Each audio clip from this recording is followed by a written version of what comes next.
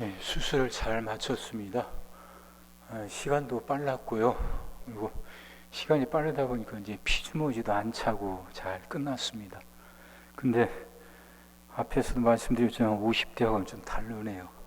제가 마지막 금식했던 게 53살이었는데 그때는 다 했거든요. 40일 동안.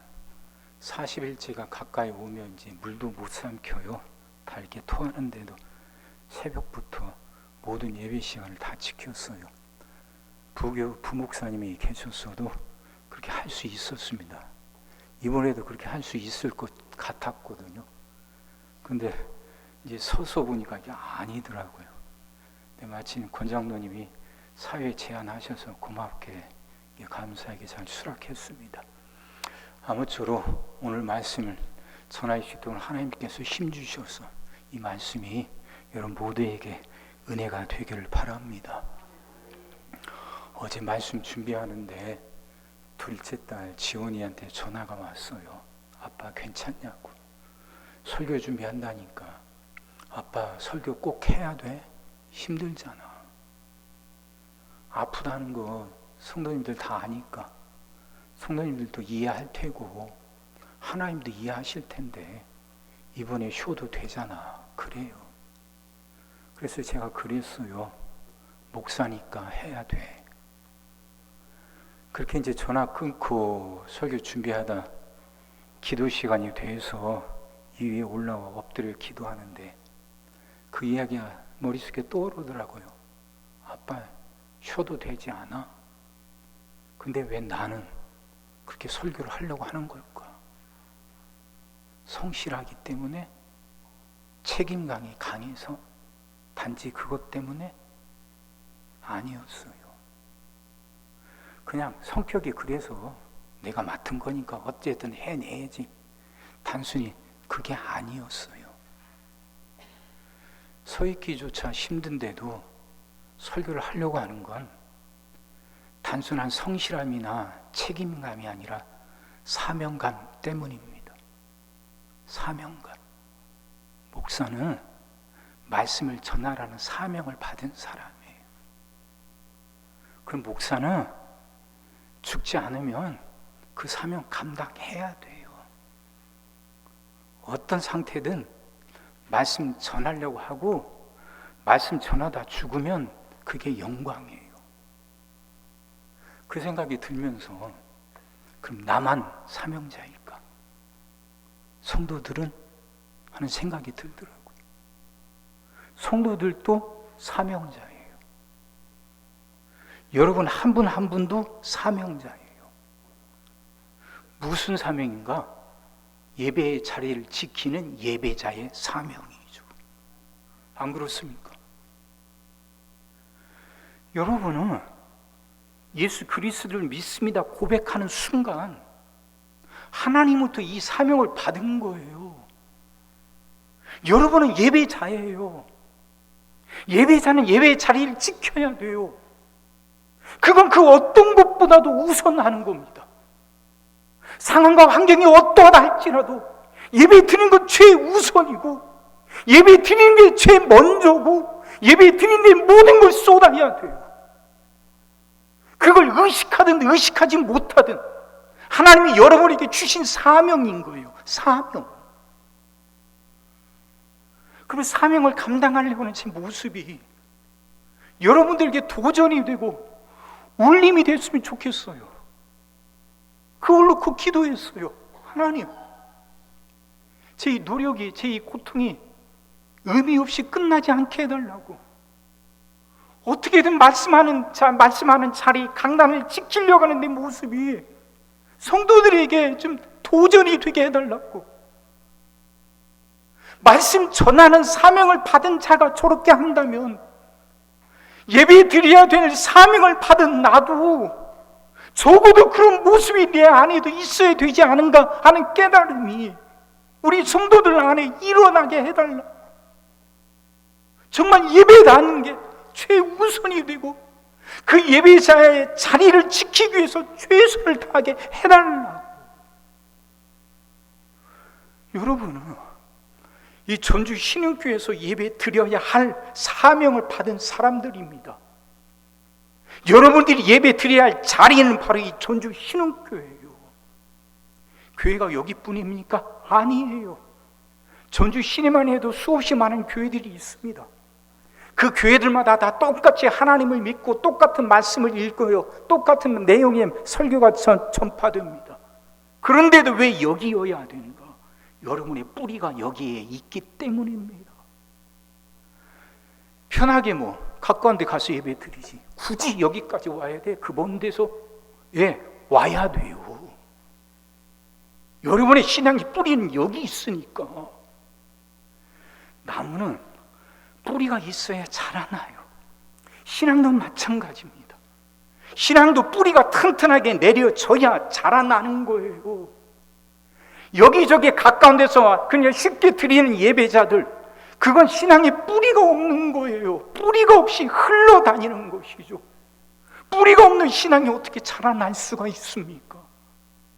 신앙 속에 뿌리가 있어야 신앙의 깊은 속에 들어갈 수 있는 거 아닙니까?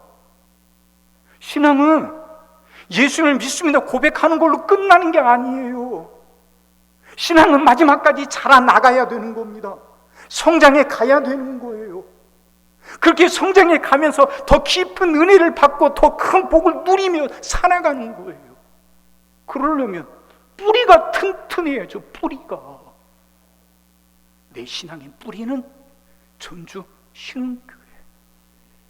내가 예배 드려야 할 곳은 전주에 수없이 많은 그런 교회들이 아니라 이 전주 신흥교회. 이곳에서 예배 드리는데, 이곳에서 공동체와 같이, 전주 신흥교회라는 공동체와 같이 예배 드리면서 하나님을 만나가는 것이고, 하나님을 더 깊이 알아가면서 은혜의 더 깊은 세계를 체험하며 더 큰 복을 받아 누리며 살아가는 거예요. 이게 신앙의 세계예요. 이게 믿음이라는 거예요.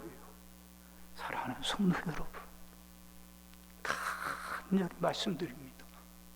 여러분은 예배 드려야 하는 사명을 받은 사람들이에요.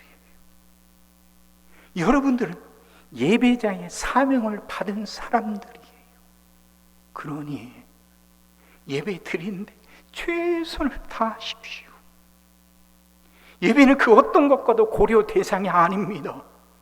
예배는 언제나 최우선이니까 쉽게 다른 것들과 타협하지 마세요. 예배의 자리를 지키십시오.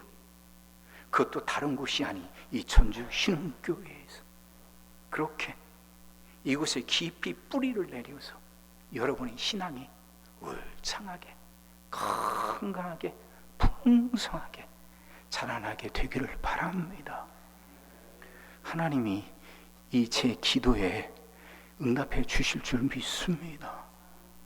사명자답게 살아갑시다. 오늘 말씀은 여러분들이 잘 아시는 말씀입니다. 예수님이 나는 양의 문이고 나는 선한 목자다 하고 말씀하고 계시죠.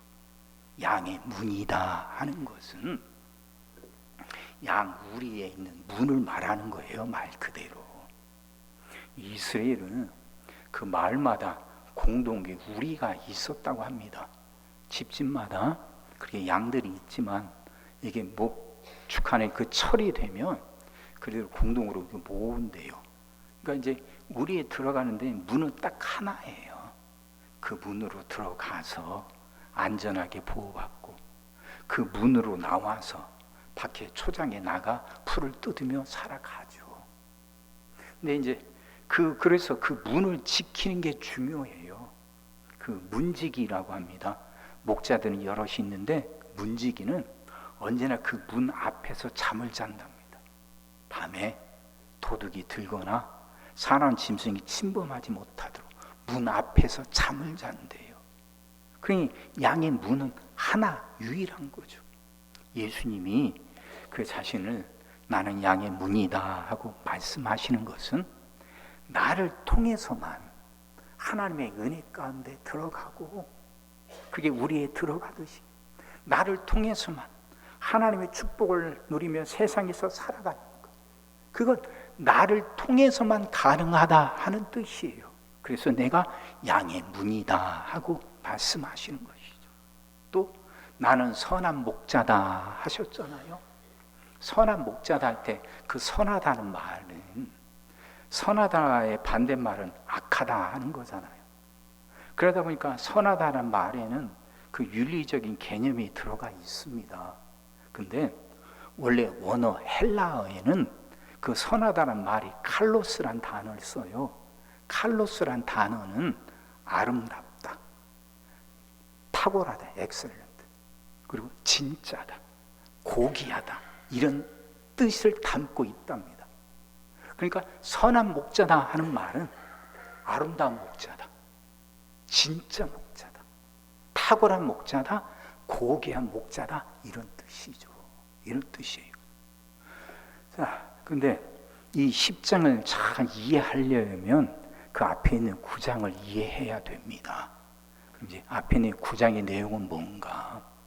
예수님이 나면서부터 앞을 못 보는 장님, 나이가 이미 40이나 되어버린 장님을 보고 그의 눈을 뜨게 해주신 사건이 나와요. 근데 그 장님을 고쳐주신 날이 하필이면 안식일입니다. 안식일. 안식일에는 병자를 고칠 수가 없어요. 그건 안식일 법을 범하는 거예요. 율법을 어기는 거예요. 죄를 짓는 거예요. 근데 예수님은 왜 굳이 이렇게 하시는가? 그렇잖아요. 안식일 날 그 장님을 고친다면 그것 때문에 어떤 문제가 생기고 그것 때문에 예수님이 어떤 어려움을 당할지 뻔히 알고 계신단 말이에요. 그리고 지금 이 사람이 앞을 못 보는 것이 어제 오늘 이야기가 아니에요. 벌써 40년이나 됐습니다. 40년 동안 앞을 못 보고 산 사람이에요. 그러면 하루 더 있다, 안식일 지나서 다음날 고치시면 문제 없잖아요.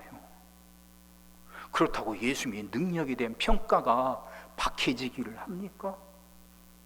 아니잖아요. 장님을 고쳐준 능력은 똑같이 평가받는단 말이에요.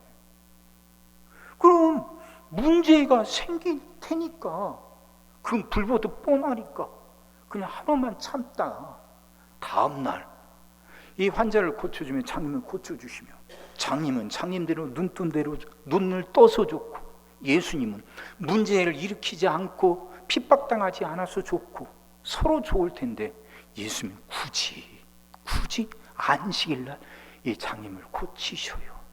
그것 때문에 많은 문제를 당하십니다. 아니나 다를까 장님이 눈 떴다는 소문이 들으니까 바리새인들이 득달같이 달려옵니다. 누가 네 눈을 뜨게 했냐? 장님에게 물어봐요. 네가 진짜 나면서부터 장님인 사람 맞냐? 거짓말 아니냐?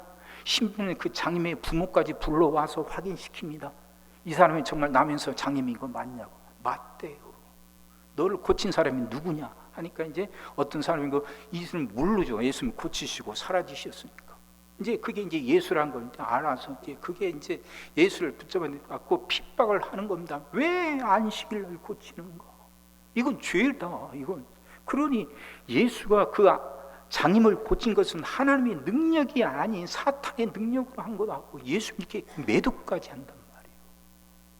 이런 일이 벌어지는데 대체 예수님 마음속에 뭐가 있었길래, 그 마음속에서 불타고 있는 것이 무엇이었길래 예수님 굳이 이렇게 하시는가? 그걸 알 수 있는 말씀이 요한 1서 4장입니다. 그 안에 요한복음입니다. 요한복음 1장 4절. 그 안에 생명이 있었으니 이 생명은 사람들의 빛이라.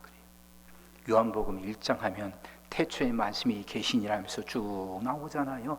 예수님에 대한 설명이 나오죠. 그러니 이 말씀은 그 안에, 그러니까 예수님 안에 생명이 있었으니 이 생명은 사람들의 빛이라는 거죠. 빛이라고 하는 건 단순히 어둠을 몰아내고 환하게 비춰주는 역할만 하는 거 아닙니다. 빛은 생명을 살리는 역할도 해요. 식물들 보세요. 식물도 빛이 있어야 광합성 작용을 하고 광합성 작용을 해야 식물들이 살아가는 거잖아요. 그러니까 빛은 생명을 살리는 거예요. 예수님 안에 그 생명이 가득했다는 거예요. 사람의 생명을 살리는 이게 가득했다는 거예요. 그러니까 예수님은 40년 된 장님을 두고 볼 수가 없었던 거예요. 그가 얼마나 고통스러울지.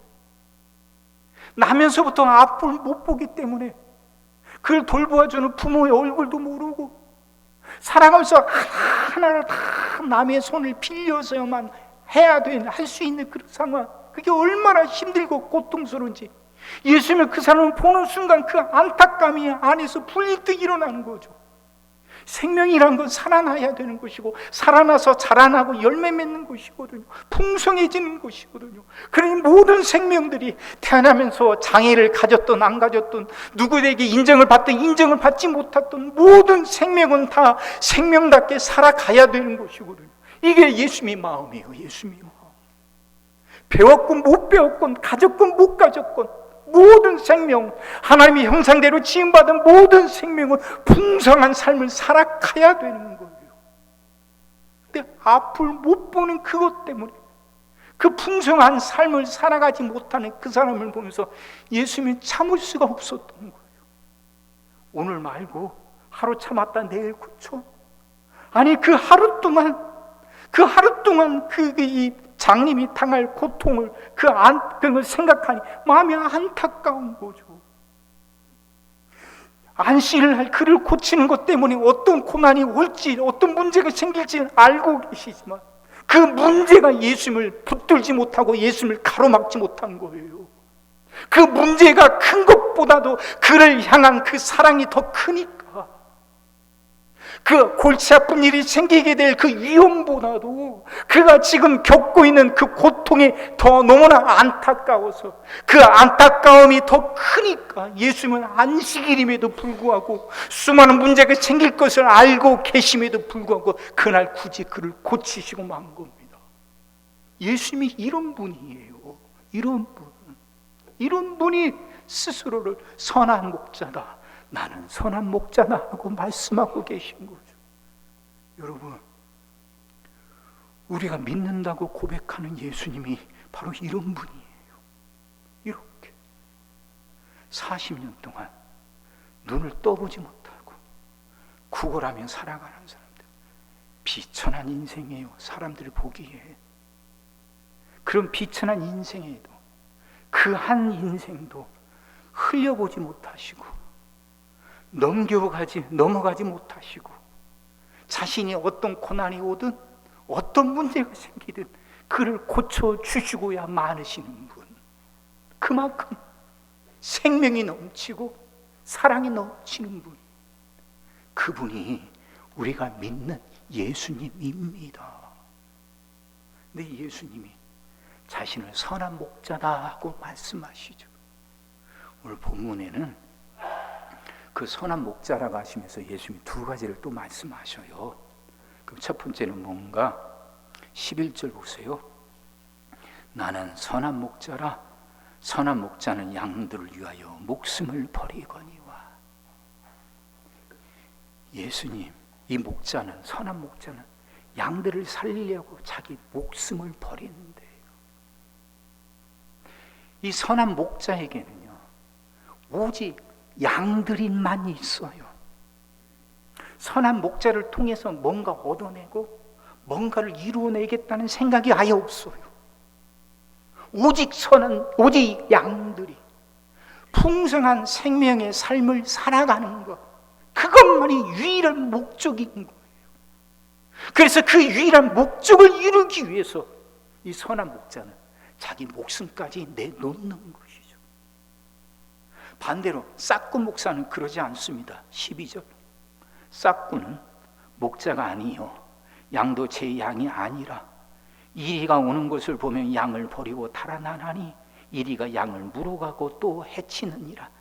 달아나는 것은 그가 싹군인 까닭에 양을 돌보지 아니함이라. 싹군 목자는 품삯이 유일한 목적이에요. 그러니까 그들은 받은 만큼만 일합니다. 내가 이만큼 받았으니까 이만큼만 일하고, 이만큼 받았으니까 이만큼 일하는 거예요. 그들은 품삯대로 품삯을 받고 계약한 만큼, 자기가 맡은 그 기간 동안만 그 자기가 맡은 양들에게 어떤 문제가 안 생길 정도로만 관심을 갖죠. 그만큼만 하고 말아요. 그 이후에는 양들이 어찌됐든 상관이 없어요. 그러니 싹군 목자들에겐 양은 수단이죠. 도구죠.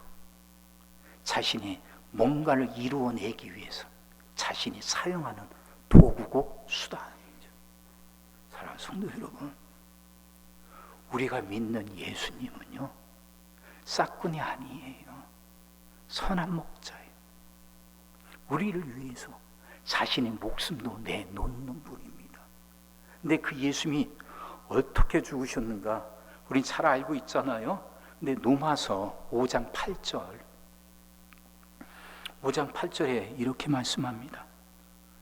우리가 아직 죄인 되었을 때에 그리스도께서 우리를 위하여 죽으심으로 하나님께서 우리에 대한 자기의 사랑을 확증하셨느니라.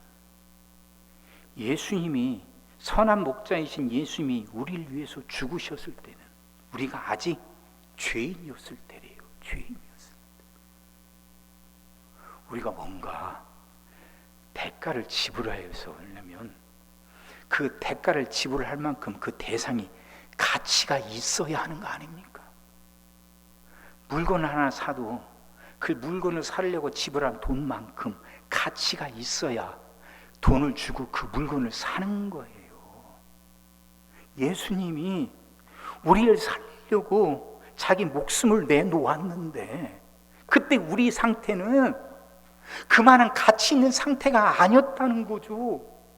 우리는 죄인이었다는 거예요. 죄인. 의인이 아니었어요. 의인이기 때문에 어떠한 대가를 지불해서라도 살려내야 할 얼마나 그만큼 대단한 가치를 지니고 있는 존재들이 아니었단 말이에요. 죄인이란 그런 가치가 없는 존재죠. 근데 그런 우리를 살리기 위해서 예수님이 자신의 목숨을 내놓았대요. 예수님의 목숨값과 비교해 볼 때 우리는 한없이 모자란데, 대차 대조표란 게 있지 않습니까? 이만큼 대가를 지불하면 저 상품이 그만한 가치를 있어야 이 대가를 지불하고 그걸 사는 건데, 예수님은 지금 엄청난 대가를 지불했는데 우리란 존재는 예수님이 지불한 대가에 한참 미치지 못하는 죄인이었단 말이죠. 이 말도 안 되는 거래를 예수님이 하셨다는 거예요. 아낌없이. 예수님이 십자가에 못 박히신 것은 힘이 없고 능력이 없어서가 아닙니다.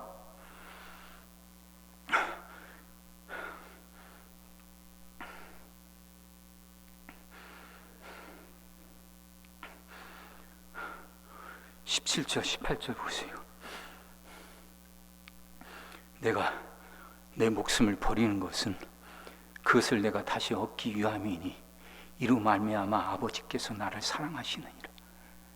이를 내게서 빼앗는 자가 있는 것이 아니라 내가 스스로 버리노라. 나는 버릴 권세도 있고 다시 얻을 권세도 있으니 이 계명은 내 아버지에게서 받았노라 하시니라. 이 말씀이요. 예수님은 그 목숨을 빼앗긴 게 아니에요. 사탄이라는 놈이 너무 강하고 힘이 세서 예수님이 그것과 맞설 만한 능력이 없어서 목숨을 빼앗긴 게 아니라는 거죠. 예수님이 스스로 목숨을 버리셨다는 거예요. 예수님이 스스로 이 말도 안 되는 거래를 선택하셨고 이 거래를 치르셨다는 거죠. 제사장들이 예수님 잡으러 왔을 때 예수님 그러시잖아요. 내가 지금 당장이라도 하늘에서 12군단 더 되는 천사를 불러서 물리칠 수 없을 줄 아느냐고. 그 예수님을 수도 없이 멸시하고 조롱하는 그 사람들 앞에서 그들과 맞설 아무런 힘도 없고 능력도 없어서 그 무시, 멸시, 천대를 고스란히 당하고 참고 있었던 게 아니라는 거예요. 능력이 없어서가 아니라 그래야만 우리를 살릴 수 있으니까, 우리를 향한 사랑 때문에 예수님이 스스로 그 목숨을 버리셨다는 거죠.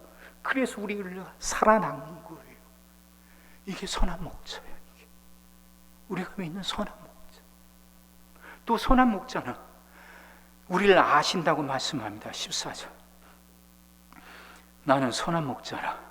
나는 내 양을 알고 양도 나를 아는 것이 아버지께서 나를 아시고 내가 아버지를 아는 것 같으니. 선한 목자는 양을 한 마리 한 마리 자세히 안대요. 안다고 하는 말은 잘 알아야 돼요. 그냥 우리가 단순히 어떤 사물에 대해서, 어떤 사람에 대해서 그냥 그 피상적으로 알게 되는 지식, 정보, 이걸 말하는 게 아닙니다. 아, 그 사람 나이가 몇 살이고 직업이 뭐고 고향이 어디야, 부모는 뭐해, 이 정도. 우린 그 정도만 알아도 안다고 말하는데, 성경에서는 그럴 때 안다는 말을 그렇게 쓰지 않아요.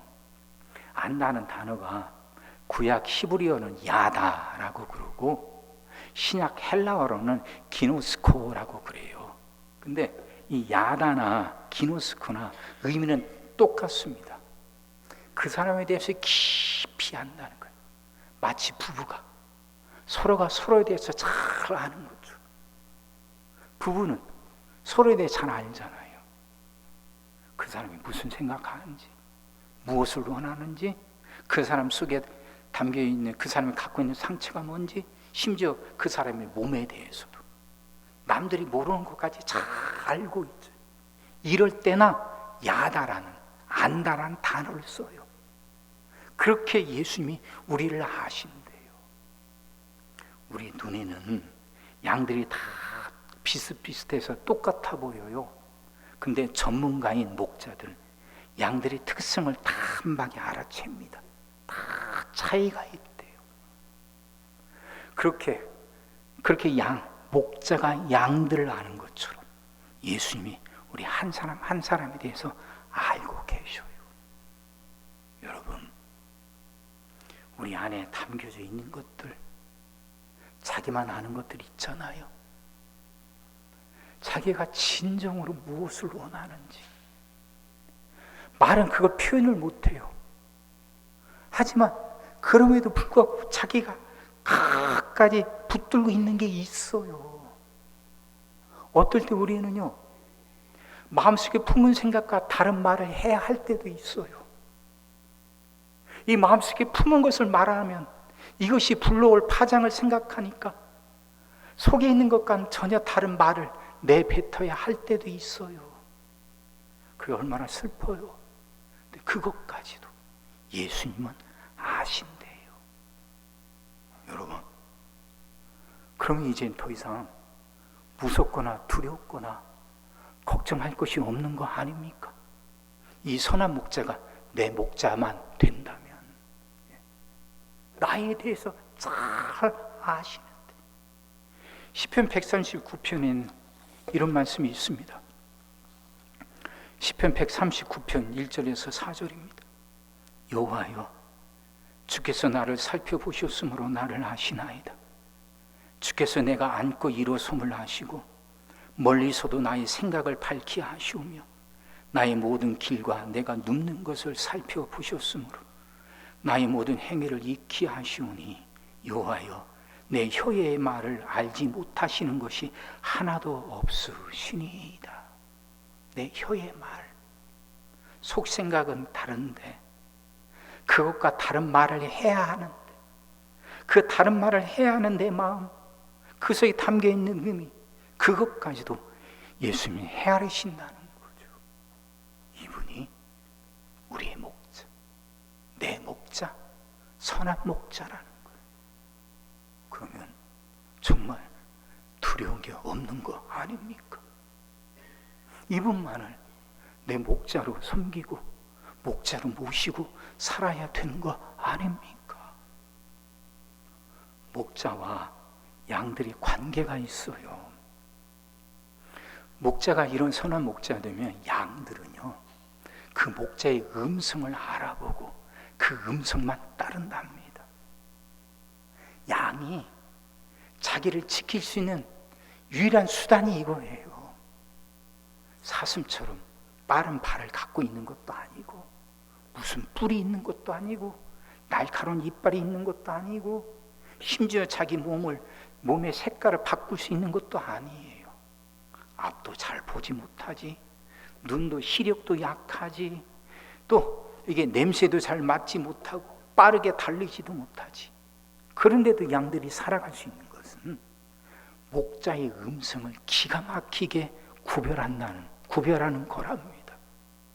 양의 우리에 들어가서요, 양들마다 이름이 있는데 그 자기 목자가 와서 아무개야, 흰둥아, 누렁아, 아무개 이름을 부르면 이 양들은 기가 막히게 그 목자의 음성을 듣고 매 하고 반응하면서 그 목자에게 달려온답니다. 다른 사람이 가서 흰둥아, 누렁아 불러도요, 양들은 거기에 반응하지 않는데요, 자기 목자의 음성이 아니니까. 그러면 이 선한 목자이신 예수님이 내 목자가 되려면 우리는 그 예수님의 음성에만 귀 기울이고 예수님의 그 음성만 따라야 되는 거 아닙니까? 이게 선한 목자를 모시고 살아갈 수 있는 유일한 방법인 거예요. 근데 우리는 어떻습니까? 우리 귀는 어때요? 예수님의 음성 말고도 세상에 많은 것들에 우리는 여전히 귀 열어놓고 살고 있지 않습니까? 여전히 다른 음성들이 여전히 쫓기고 마음 뺏기고 그것들 쫓아가며 살아가고 있지는 않습니까? 이 선한 목자가 계신데, 나를 위해서 목숨까지 내놓으시는 선한 목자, 내 모든 것을 다 아시고 헤아리시는 분. 안다고 하는 건 단순히 머리로 인식하는 정도가 아니라 문제를 해결하는 데까지 이르는 것, 여기까지 통틀어서 안다고 말하는 것이거든요. 그러니까 목자가 양을 안다고 하는 것은 양의 상태와 양의 문제를 알아서 그걸 해결해 준다는 거예요. 거기까지가 안다는 말의 의미의 영역입니다. 그러니까 나를 아시는 하나님은 내 문제를 아시고 내 문제를 해결할 능력을 갖고 계시고 문제를 해결하신다는 거예요. 행동에까지 가신다는 거예요. 이분이 내 목자인데, 그럼 이분이 음성에만 귀 기울이고 이분이 음성만 따라야지. 이 선한 목자가 있는데도 여전히 거짓 목자, 싹군 목자들 거기에 귀 기울이면서 그 음성들 쫓고 있으면 내가 그 선한 목자의 양으로 살아갈 수 있겠어요? 아니에요. 그럼 양과 목자의 관계는 깨지고 마는 거예요. 사랑하는 성도 여러분, 제대로 믿고 살아갑시다. 성경에 우리가 믿는 예수님의 선한 목자가 얼마나 좋으신 분인지 충분하게 말씀하고 계시는데, 이제 그 선한 목자에 소속된 양이 되어야 할 거 아닙니까? 그렇게 살아갑시다. 그러려면 그분 목자, 그 예수님의 음성에만 귀 기울여야 되는 거예요. 그분의 음성만 따라야 되는 거예요. 다른 음성들이 들려오고 내 귀에 쏟아져 들어와도 거기에 귀 기울이지 않고 마음 뺏기지 않고, 양은 목자의 음성을 안다는데, 그래서 자신의 목자의 음성에만 따른다는데, 선한 목자이신 우리 주 예수 그리스도, 그분의 음성에만 귀 기울여요.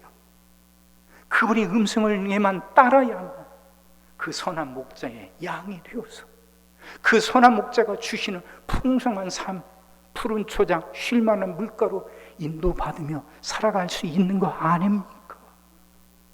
사망의 음침한 골짜기를 다닐지라도 그분이 나를 지켜주시는 걸 경험하면서 그분이 수많은 사람들 앞에서 내게 상을 베푸시는 그 영광을 누리며 살아가는 거죠. 주님의 음성에만 귀 기울이십시오. 주님의 음성에만 따르십시오. 다른 것에 마음 뺏기지 말고, 다른 것의 음성을 쫓지 말고, 오직 주님의 음성에만 따라서 선한 목자로부터 보호받고 풍성한 삶을 누리며 살아가는 여러분 다 되시기를 주의 이름으로 축원합니다. 기도하겠습니다. 사랑의 주님, 말씀이 성도들의 가슴을 울리게 하여 주시옵소서. 성도들의 가슴에 파문이 일어나게 하여 주시옵시고, 성도들의 가슴에 말씀이 닿게 하여 주시옵소서. 이제는 이 선한 목자, 나를 위해서 목숨까지 내놓고 내 모든 것을 다 하시고 내 문제를 기꺼이 해결하시는 그 선한 목자, 그분의 음성에만 귀 기울이고 그분만 따르겠노라 다짐하게 하시고, 그렇게 다짐하고 결단한 대로 살아갈 수 있게 하여 주옵소서. 그래서 이제 우리 성도들의 삶이 살아나고 자라나서 열매 맺는 풍성한 생명을, 능력을 누리며 마음껏 누리며 살아가게 하여 주옵소서. 주여, 우리에게 이 은혜를 내려 주옵소서. 주여, 우리에게 이 은혜를 내리워 주시옵소서. 예수님의 이름으로 기도하옵나이다. 아멘.